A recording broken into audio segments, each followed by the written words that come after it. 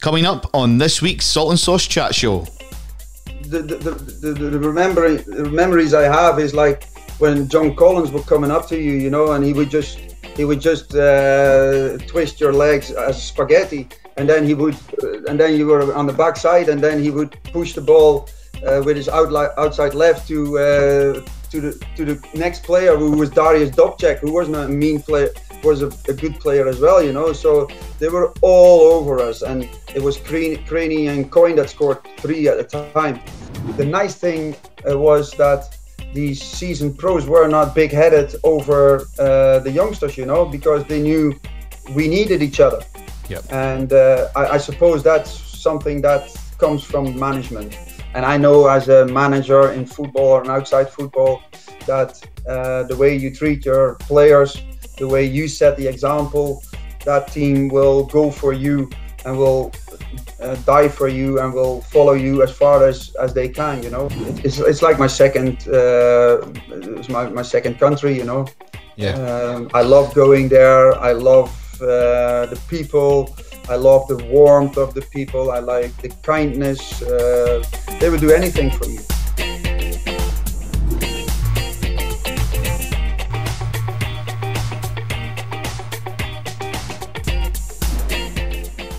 Welcome along to another episode of the Salt and Sauce Chat Show. My name's David Simmons, and on this week's show, I'm absolutely delighted to be joined by a footballing legend. We've got IVO Den Bieman on the show tonight. IVO, thanks for coming on. Thanks, David. You're welcome. Thanks, so I'm going to take you right back, mate, right back to 1989 into 1990 when you made the move from the Netherlands over here to Scotland. You signed for Montrose. Do you recall how that move all came about? Yes, it's quite peculiar because I was playing amateur football in the Netherlands, and a gentleman that I didn't know, he was over from Scotland. He was in the meat industry. He's actually one of the founders of Aberdeen Angus meat, the type of meat which is very famous around the world now. Yeah. And his name is Jim Ironside, and he was in the Netherlands for business. And he stayed over the weekend, and he came to watch a game where I played in, and I didn't know who he was or what kind of connection he had, but after the game he was coming into the dressing room and congratulated me on a performance of that day. And still nothing that I recall that was really given the direction of going to Scotland or anything. And then about 4 or 5 months later, he got in touch again through that company in the Netherlands, where one of my schoolmates worked, and he said, listen, this guy, you remember him from back in November? I said, yeah, I remember him because I spoke to him a bit, and he congratulated me. He said he's a scout for Rangers in the Northeast, actually, and he's wanting for you to come over because he's got a club that is quite interested in signing you. I said, oh well, fine, you know, it's always very good to get that kind of interest, and so he set me up with a training or a weekend in Manchester where Montrose were traveling to, and I didn't know where Montrose was or what it was or what kind of level they were playing at. And obviously afterwards I found out that Brian Keith has taken over the club, and the club had been lingering in the bottom regions of Division 1 or Division 2 then, I think. Yeah, Division 2 it was. And he was coming in with money and investments, and he thought, well, Aberdeen had already 4 Dutch guys playing for them, and he said, well, maybe it's nice for us to have an exotic addition to our squad as well. So that's how the connection was made. And then I was actually in Italy during the World Cup '90, right. Following the Netherlands in Sicily and later on in Milan. And then I phoned my mom and I said, well, she said, there's a letter here that you have to get yourself to Manchester on the end of July or something like that in pre-season. So I'm traveling back to the Netherlands and partying along in the summer as you do as a student. And then I started training for myself because all the clubs were obviously down. And I traveled to Manchester by plane. They drove down by coach and played 2 games for them. I mean, you must have had an impact straight away when you went into Montrose Evo, because you helped them secure promotion to the Scottish First Division in your first season. How was that first success, that taste in Scottish football, the getting success in your first season over here? The first success was actually understanding what they were saying. Because there was a squad from Aberdeen, and was a squad from Dundee. Right. And I travelled from Aberdeen. I was also doing some extracurricular work at Aberdeen University. But I can remember the first 6 months, I only asked, "What do you say? What do you mean? What does that mean?" And that got me into the local lingo, of course. But yeah, the first season was fantastic because it wasn't going very well up to Christmas, because we were 4th bottom at Christmas time after 17 games. And then we played each other 3 times in that season, I think. And it was the old system where they had 2 points. Yep. 2 points per win. And in the end, we gained promotion. Stirling Albion were far away the best team in the league, and they won the league in April or something like that. But we were caught up in a fight with Berwick Rangers and with Cowdenbeath and another couple of teams, and we came out best at Queen of the South. We beat Queen of the South 3-0, and that was us up to Division 1. Yeah, it was fantastic, of course, for the club as well. It's nice for me as a first year to go in there and have an impact, but for the club that had been really lingering in the bottom half of the 2nd division, that was fantastic for them, and they're still talking about it nowadays. Yeah, I mean, like you said, you got promoted to what was playing in the old First Division at the time. In the January 1992, you came up against quite a strong Celtic team in the Scottish Cup, round 3 of the Scottish Cup. How was that feeling? How was that feeling walking out at Celtic Park and seeing that crowd there? What, like 50,000 at Celtic Park at the time? Well, it wasn't 50 at that time, because it was obviously Rangers at the time that were the really fashionable side, and that was the old Park Head.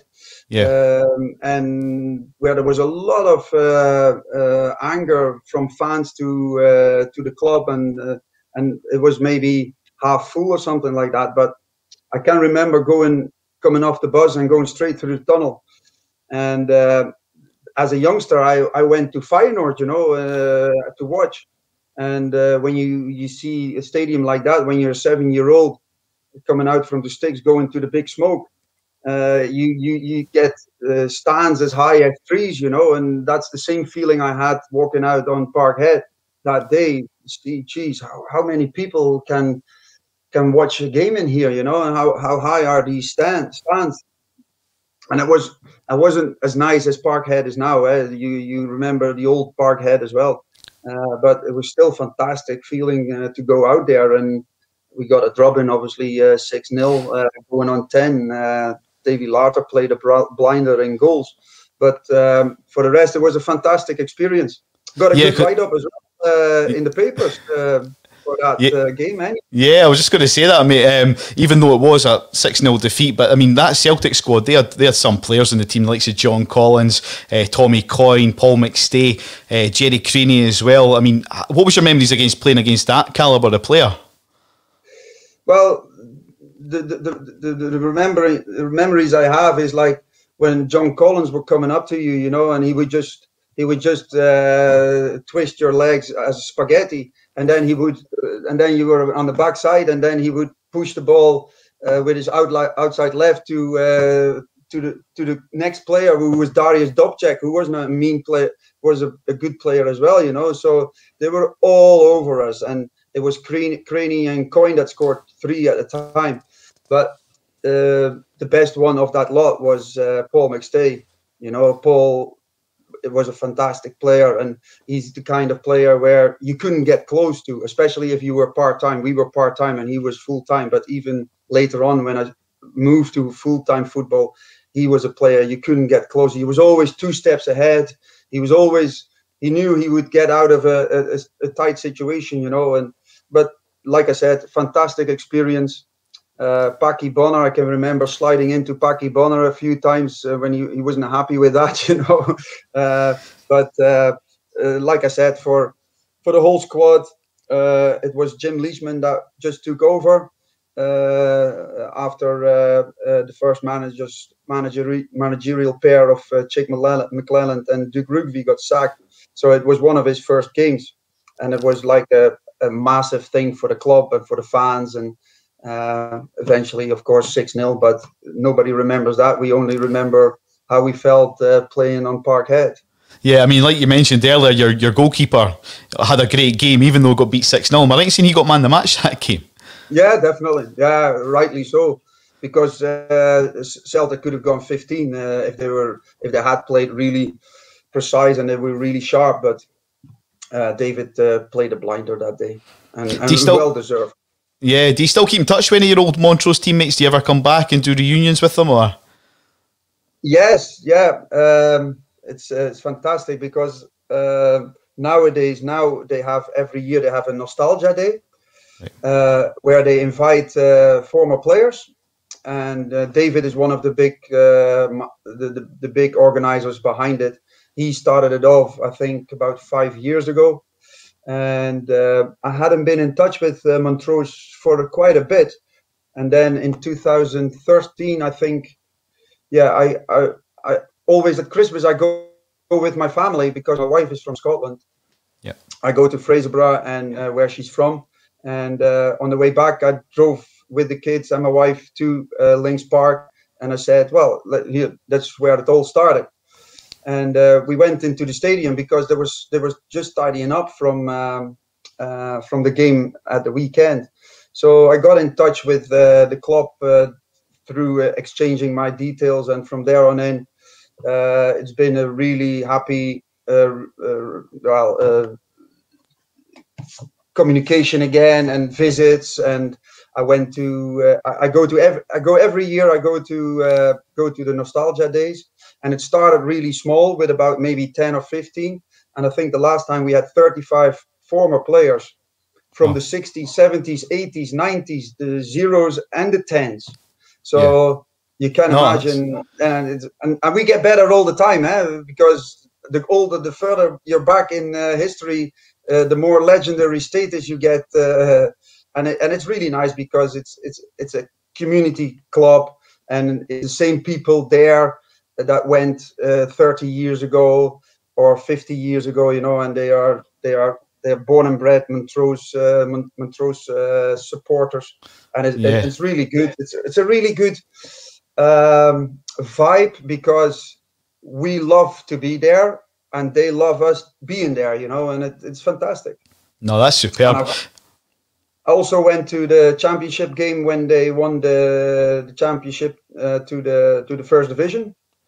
And my mate Stuart Petrie is there now, so as a manager, doing really well.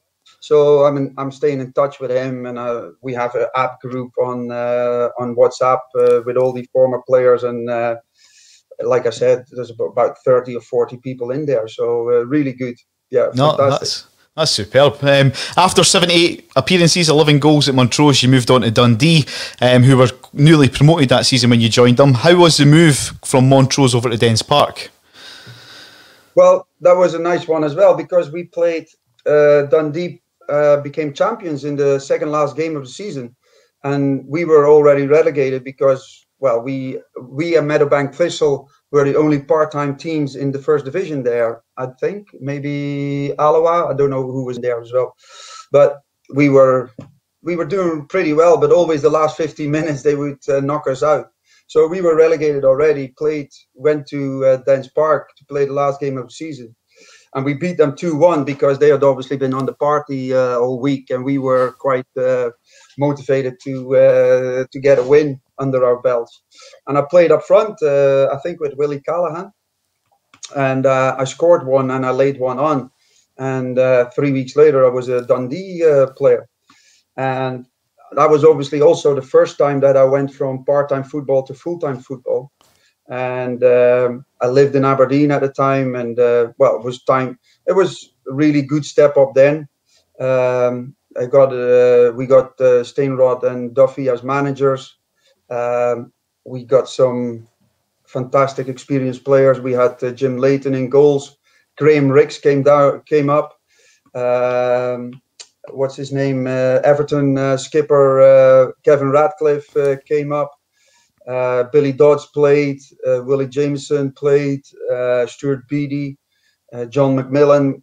We had Stevie Campbell. Really good team we had, and we did pretty well in that season. And for me, it was getting my body used to the intensity of training every day, because if your body is not used to that, it takes a few weeks for things to adapt.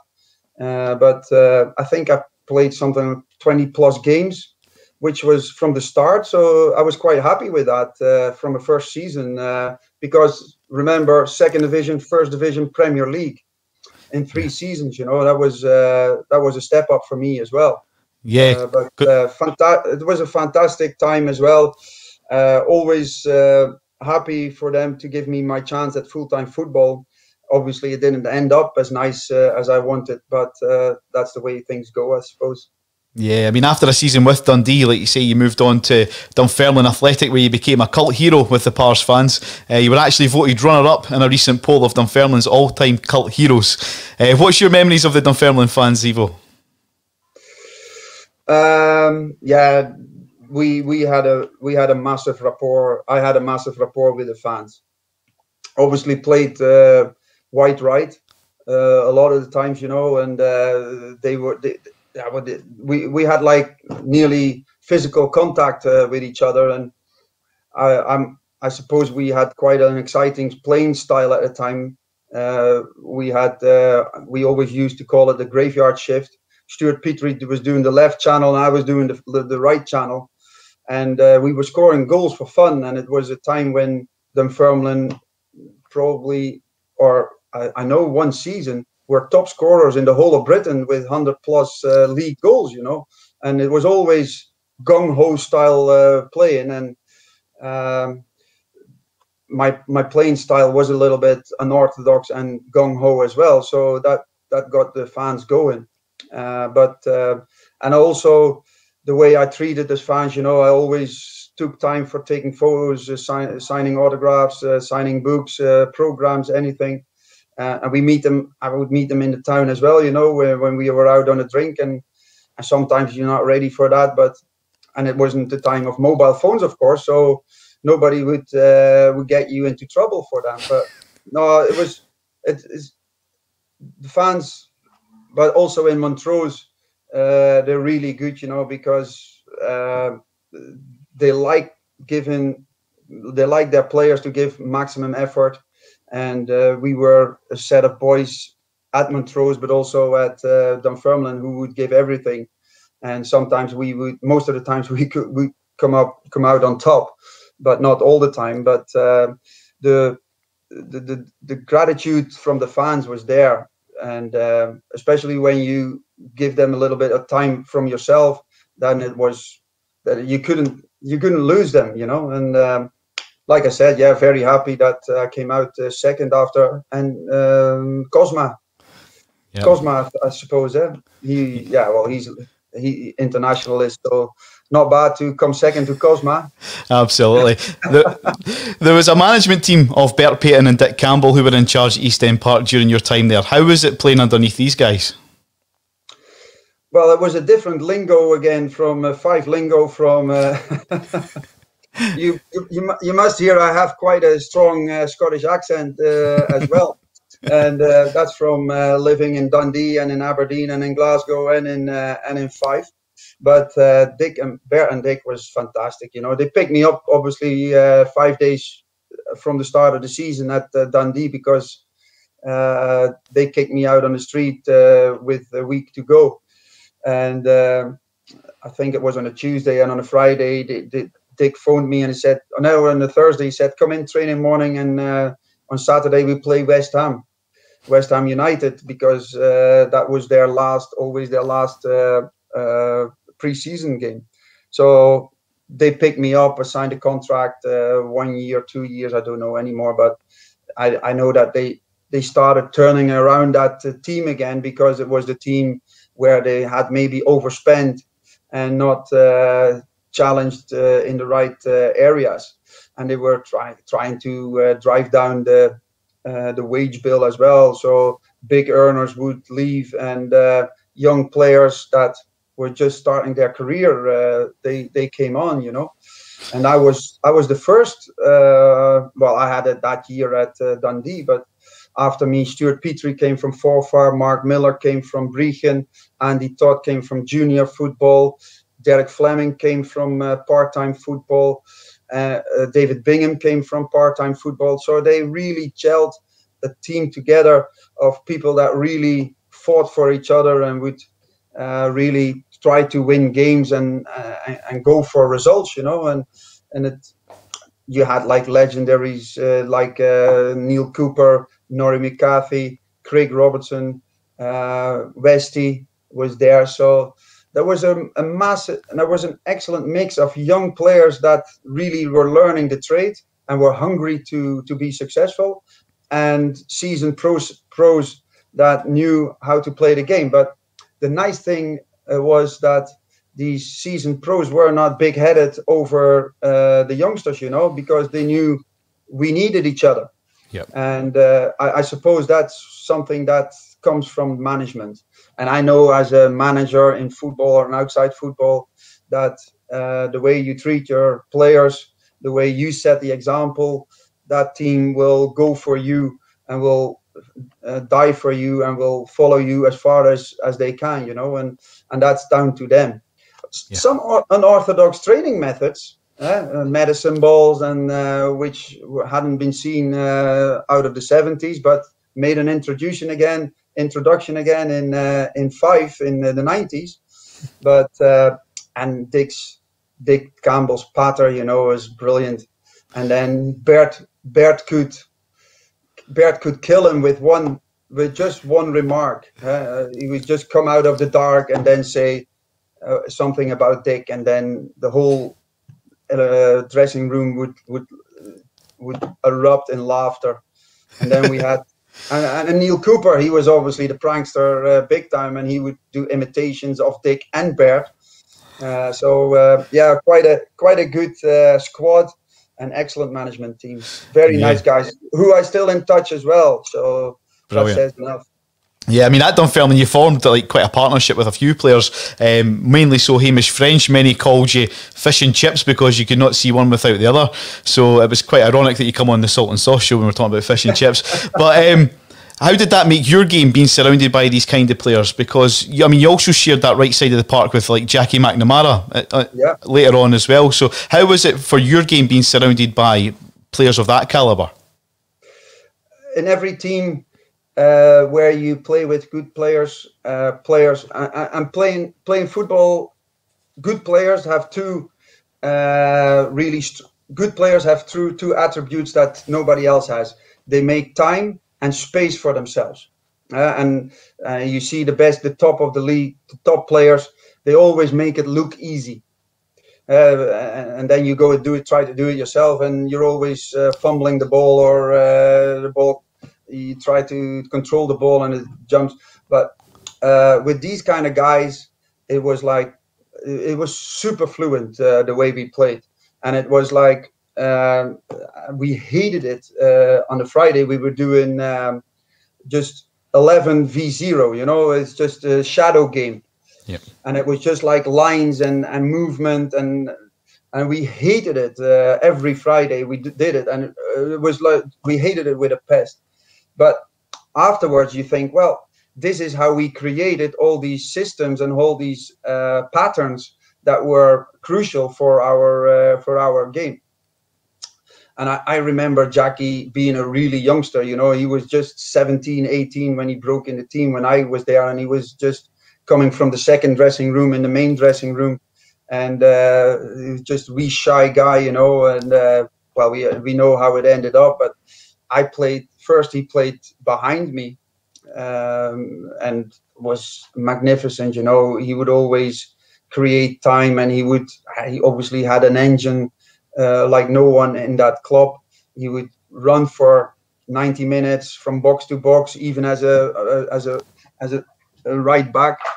And a very nice guy as well, you know. Met his family, went to his 21st party, so that's how far we go back. And but Frenchie as well, you know. Frenchie came from Dundee United, had a rough time at Dundee United, but was also one of these guys that could run all day.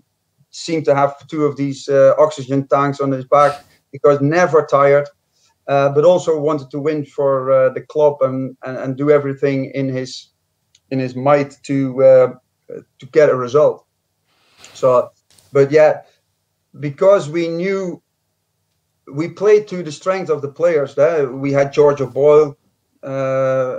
Later we had Andy Smith. We had Frenchie there. We had Greg Shaw there. And we always played to the strength of the strikers. And we never started tinkering with 4-4-3-3 or what do we have now, 3-5-2 and 4-2-3-1. We just played a solid 4-4-2. We had players on those wide positions that could do the graveyard shift. We had overlapping backs, full-backs.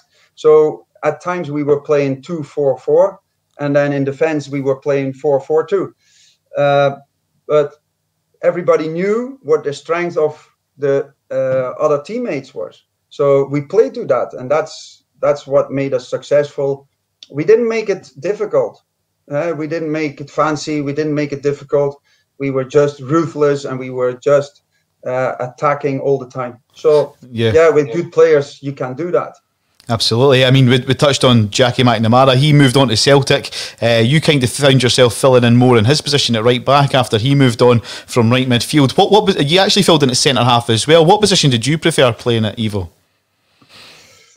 I think I moved back to fullback when Jackie left, and also with my age.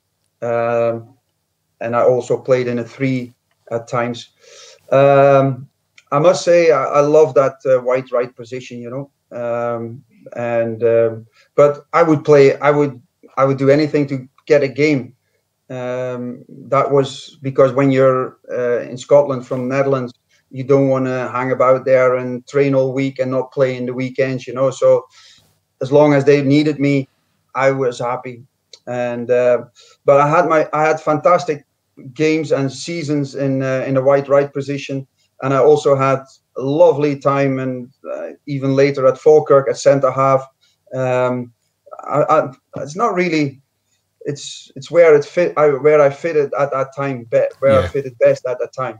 You know. Yeah. The partnership with Jackie, because we also turned it around a little bit, because I played right back and he would play right. We never created anything like that again. Mm-hmm. From what I recall from you playing IVO, you had a deadly weapon up your sleeve. You had the ability to take like a long throw, which can sometimes be just as bad as like a corner. Was that something you guys worked on, like utilising your long throw to utilise it as if it was a corner for? I must admit, it just came along one time, and I threw it a lot. I didn't do any training. I didn't do any weights. I didn't do any special training to that. But eventually, it became something that I put in my arsenal, and we always used it to our effect. Mainly when we were looking for a goal in the last 10-15 minutes.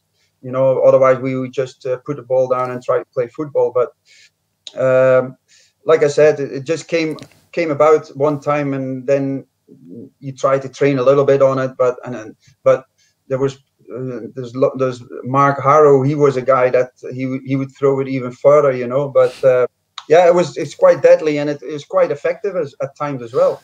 Yeah, I mean, one incident I obviously want to talk to you about in your time at Dunfermline. It happened on the 8th of January 1996. You mentioned this gentleman earlier, but tragedy obviously hit the club with club captain Nonnie McCarthy, who sadly passed away from carbon monoxide poisoning at the age of 34.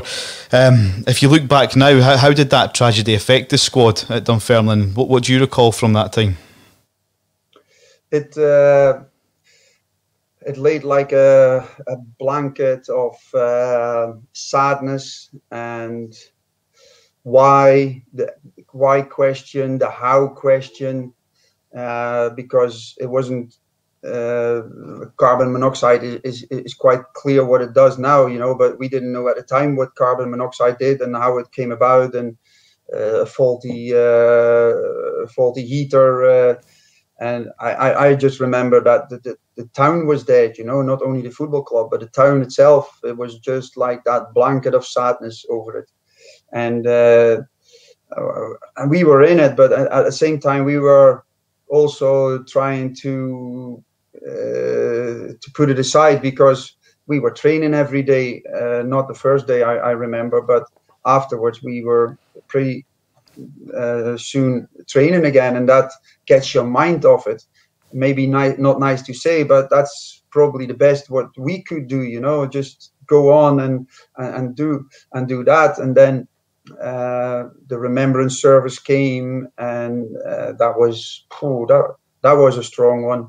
That was really the ground full of people that was paying the last respects to Norrie. And that I can remember the manager Bert being really upset and emotional, and a lot of people, fans, but Norrie was a fantastic guy. You know, he was a really good host when we would jump into his pub on a Saturday night, and Norrie was a very busy man, you know, so he wouldn't hang around the club a lot. So it was. It's also difficult to get a really rapport with him.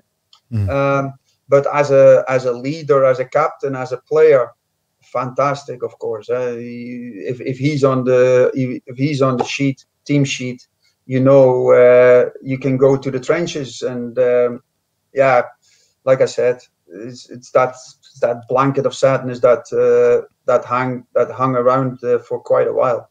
No, absolutely tragic event. Absolutely tragic. Yeah. Season 95-96, Dunfermline, they gained promotion into the Premier League. I'm sure the club's ambition was to obviously avoid coming right back down again the next season, but you finished a respectable 5th that year. How was it now playing in the likes of Celtic Park, now, like you say, not in a cup game, as a league game, in Ibrox, Tynecastle, Easter Road, Pittodrie every week, these sort of stadiums, and like I say, finishing a respectful 5th? What do you remember of that season, Ivo? Well, every team that goes for the first time in the Premier League, it's like a kind of unknown quantity, and a lot of teams have done it, because when I went up with Dundee into the Premier League, we also finished a very respectable 6th or 7th or something like that, not even close to relegation zone. And remember that team spirit that we had at Dunfermline, again with those.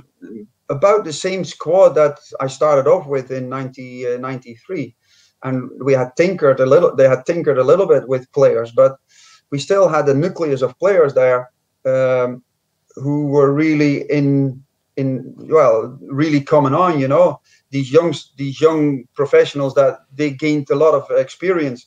The older ones, they had us to fall back on. And obviously they made some shrewd signings as well. And we tried to do the same, actually, that we did in the first division, is just to overpower the other teams, you know, with our fluent football. And we knew that we would go to Parkhead and to Ibrox and get robbed and lose games by 3 or 4. But we knew that where we had to get the points from. And that's what we did, and we did that quite successfully. But that was really important. Again, we kept that nucleus of players that fought for each other to become champions in the first division, and we did that with the same squad. And not because later on they started tinkering even more with the squad, and they got players from England, and then they killed like that team spirit a little bit. Yeah, I mean, you remained at Dunfermline until 1998, and as we know, all good things do have to come to an end. You were looking to move on to seek more first-team football. Your contract at the Pars was terminated by mutual consent. Do you remember having that initial conversation with Bert as to where you kind of stood with the club and possibly moving on at that time? Yeah, like I said to you before, when you in a foreign country and you find yourself training and the whole week, and I was playing more for the stiffs, the under 21 or 23 reserve team, than I was playing for the first team. And I always promised myself when I came to Scotland, playing games. That's the only thing that counts. And then August, September, and I wasn't even in the team. I think I played a couple of times from the bench, and the rest of the time I was in the stand. And I said, this is not for me, you know. I was sitting with all this energy on a Saturday in the stand next to the guy that worked in the factory, for example. And I said, I don't want this, you know. And I asked Bert, what's my chances, you know? And he said, well, it's going to be difficult. Okay, fair enough, you know. I think it's better than to move on. I've had 5 fantastic years here. You got me on a free. Trying to negotiate a good termination, of course. And yeah, he was happy to release me and to let me go. And that's how it happened. And I was quite happy to leave there. Not because I hated it, but because I just wanted to play. Yeah, and nothing else, you know. I get that. Absolutely get that. That's the most important thing. Definitely. I mean, like I say, you were released in 1998. You had a very brief spell up at Ross County under a former player who you mentioned. He was the changing room, like you say, character, if you like, Neil Cooper. He just taking charge at Ross County. Yeah. Why was your stay there so short-lived up at Ross County? I signed. Neil lived in Kinross, and I lived in Milnerford, just next door, and we would drive back and forth with each other to the club. And Neil then moved to Ross County and had a really great time, a good setup with Roy, who's Roy McGregor, who's still the chairman there. Yep. So as soon as he released, and I think he'd taken a few youngsters as well already up there from the reserve team, you know. So then he asked me to come up. He said, well, look, play yourself into the picture again, and if you like it here, fair enough, you know. So I played. I went up there and I played, and I think they were still part-time, I think, at the time. And I played 2 games. Really, everything went well. And then I got a terrible bout of the flu, and I was out for 2 weeks. And I was really ill, and I've never had anything like it. And then within that 2 weeks, Alec Totten contacted me, and Kinross to Falkirk was obviously a lot easier for traveling, and it was a full-time club. And my wife was working in Falkirk as well. So I thought, well, this might be a better thing for me long term. And I must admit, I never played it right with Neil at the time. And I said, well, listen, Neil, I have had an offer from Falkirk, and I want to go with it, just because I knew I would disappoint him by telling him, you know. But like I said, I should have been more mature in that situation and tell him, look, there's been an offer and I want to go for it. And we had a little bit of an argument over a few years, but later on we spoke about it, and we were clear about it. But yeah, that's why I was only 2 magical games in Ross County's colours. Yeah, I mean, it just makes sense, doesn't it? Got a man of the match as well. Oh, well, there we go. 2 games, 1 none. That's a not bad record. No, but it makes sense if you're living, like you say, in Fife, travelling from Fife to Dingwall or Fife to Falkirk. I mean, yeah. I'm sure 90% of people would do. So, yeah. Like you said, still nowadays, I would say there's a way to do it. Right. Even if if you do it the proper way, and tell somebody up front, this is the deal I'm wanting to make, and that's it, Yeah. So I mean, is that one of your regrets, maybe, that you maybe could have handled that a bit better, or? At the time, and I solved it later on, but I should have done it there and then, Yeah, like you said, you signed for Falkirk. It was manager Alex Totten that signed you. You played there 39 times for Falkirk, scoring once, and it was against Dunfermline. Dunfermline, yeah. That must have been a complete mixture of emotions, that goal. What do you remember from that? Oh, we were losing 2-0. And I slipped for one of the goals that Falkirk, or that Dunfermline scored. And Dunfermline had a really good team because Owen Coyle was up front and Stevie Crawford was playing, and they had a really good team there. I think they got relegated the year before, so to come with us in the first division.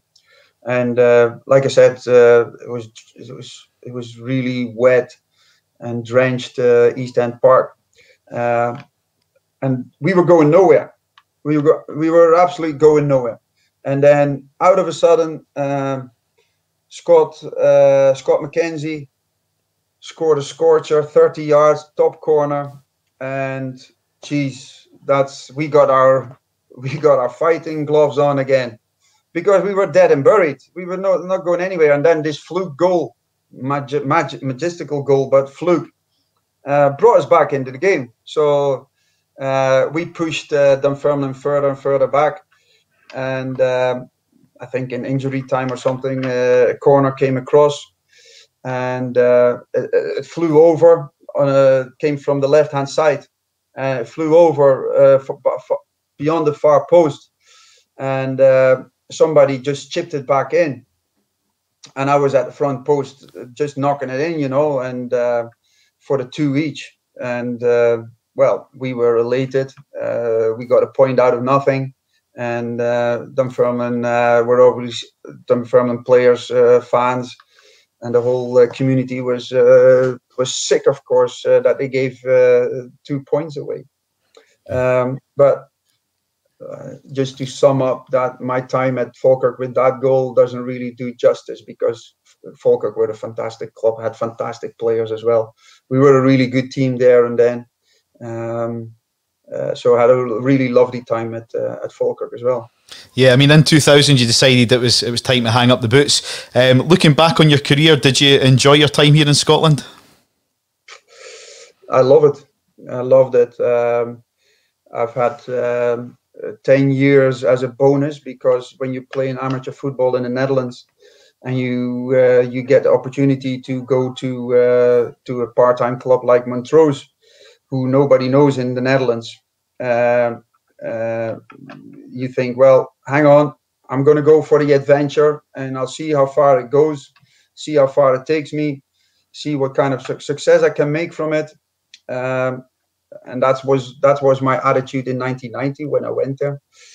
And then to come back to the Netherlands 10 years later, with my wife, then yeah, it's like my second, it's my second country, Yeah. I love going there. I love the people. I love the warmth of the people. I like the kindness. They would do anything for you.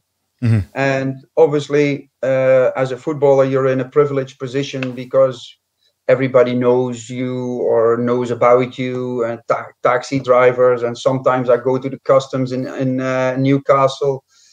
Den Bieman, were you that player that played? Yes, I am. Or my wife with my name would say, "You're not. Is Ivo Den Bieman your husband?" But I just love it. I love the outdoors. I love the colors in autumn. I love the small things. I love the pubs in Glasgow. I love the scenery in Edinburgh. I've lived all around Glasgow. Yeah. I mean, what I like about your story, Ivo, is, like you say, you were just playing amateur football in the Netherlands at the time. When a scout actually just seen you playing, it's a great story where you just never know who's watching when anybody's playing a game of football, do you? Yeah, correct. And And from there on in, I had chances, and I took my chances, and I had people believing in me, and they trusted me, and I repaid them with my trust and with my performances and with my attitude. And well, that's maybe a nice metaphor for life, you know. If you meet good people, make sure that you do good as well. Yeah, I mean, and doing my research when I knew I was interviewing you, Ivo, I come across this quote, and I just want to share it with you. I think it's brilliant. Yeah. If you might have already heard it, so apologies. So it's from Davy Robertson, ex-Aberdeen, Rangers, Leeds United left back. He was asked the question, who's the hardest opponent you've ever played against and had to mark? His answer, superb. You'll find this one hard to believe, as I played against Paolo Di Canio, David Beckham, Giggs, Overmars and Del Piero, but the player I always struggled against the most was Ivo Den Bieman. I first played against him in a pre-season for Aberdeen against Montrose. He absolutely destroyed me. He seemed to follow me all over. He went to Dundee and Dunfermline, and I always seemed to be playing against him. In one game, I read that he had just signed for Dunfermline, and we were due to play them the next day. I thought, oh no, not him again. I don't know what it was about him, but I always struggled every time against Ivo Den Bieman. So my question, Ivo, to you is, after all these years, have you ever taken Davy Robertson out your pocket? No, he's still down there somewhere. Brilliant. But I mean, what a sentiment that is. What a statement. I mean, he's comparing you obviously like to Di Canio, Beckham, Giggs, Overmars, but you were the hardest player to play against. I know that because we lived in Glasgow as well, because my wife was training as a lawyer, and we lived in Glasgow. And I came about Neil Murray. Later went to France and to Switzerland to play. And I met Neil and his girlfriend quite a bit in town. So he told me that Walter Smith told the story as well, that something about at the same lines that you you said just there.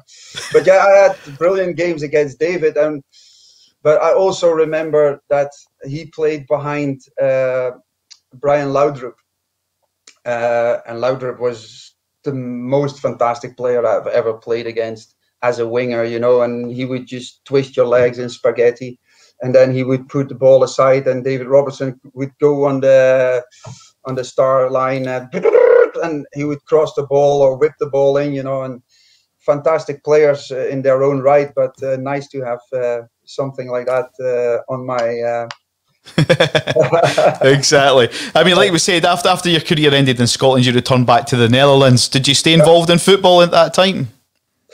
Yeah, I played a couple of years in top amateur leagues again till I was 35. I actually chose to cut short my career myself, because at the time I had my education. I had a higher degree education in the Netherlands, and I knew I had to start into a normal career, and I had chosen not to go to pursue a career in football after my playing days.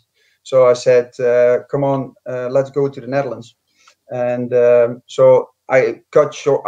I had actually, I turned down a 2-year contract with Volker at the time, because I wanted to concentrate on my normal career after football, you know. And it was a fantastic opportunity as well, because my wife was working as a procurator fiscal at the time, and she got involved because we knew we were going to go to the Netherlands in the Lockerbie trial. Right. So we had for me, I made the right decision to quit there and to build up our careers in the Netherlands, you know. And I'm always grateful for the 10 years in Scotland, but life goes on. I didn't want to go down from first division, second division, and then stay on till 35, 37, 38. And I had maybe not a lot of players have that. I had a career looming at me, you know, because of my higher education, and always lucky to my family and to my folks that they stimulated me first to do my studies and then do the football. Yeah. But yeah, it sums up how I look at Scotland. You know, if I lived anywhere else than the Netherlands, it would be Scotland, definitely. So, I mean, what do you do now? What fills your day these days, Ivo? Well, I work as an operational manager in a logistics company, and we supply nursing aids for people that need them temporarily to get nursed at home. You know, they come from the hospital, and the hospital pushes them out and back to their own home, and they sometimes need beds and crutches and wheelchairs and mattresses and all kind of stuff. And we're one of the biggest companies on that in that business in the Netherlands. So I run 5 locations for them in 5 different with about. I have about a team of 200 indirectly that report to me. So yeah, really a fantastic job. And obviously, you're in the Netherlands at the moment as we speak. With the current climate, how's the Netherlands adapting to the whole COVID situation at the moment? Well, we had 2020. We called it an intelligent lockdown, Right? Not the full lockdown. So people were made to think for each other, for themselves, what would be sensible and what would not be sensible. So we did pretty well then. In the summer, it was freed up again. And then after that, the problem started because we had too much freedom and the second wave was coming in. And now since October, we've got mouthpieces, we've got limited number of guests at home, we've got night clocks. Schools are off. My son is at university. He's not been to university since September. So we've got the whole shebang. And I heard this week that Netherlands have one of the strongest, sternest, strictest sense of collection of rules on COVID. But yeah, we have to do it because we don't want to get our local NHS overwhelmed, and we want to have the people that need the care. We want them to have the care that they deserve, and not that a nurse has to make choices who lives and who doesn't live. You know. Yeah, and, exactly. I don't know if you had that, but in Italy, in the start in Bergamo, they had to make those decisions. You know, in the hospitals, who lives and who doesn't live. Now. We don't want that, and we just need a little bit longer. We need a little bit of discipline, and after that, we have a party to remember. I can tell you that. Absolutely, and I trust obviously you'll be over here to have a party at Dunfermline, Montrose, Falkirk with all the ex-players once this all blows over. Yeah, definitely, because this year is the 25th anniversary of our championship in 95-96. And unfortunately also the passing of Norrie. But I've been pushing Mikey and all on Twitter to organize something and to get all this squad back in, you know, and that would be lovely. And I would be the first on the plane if I can get back to Scotland to watch a game here, there or anywhere. Yeah, absolutely. It's been an absolute pleasure speaking to you, Ivo. Ladies and gentlemen, IVO Den Bieman. You're welcome. Thank you very much.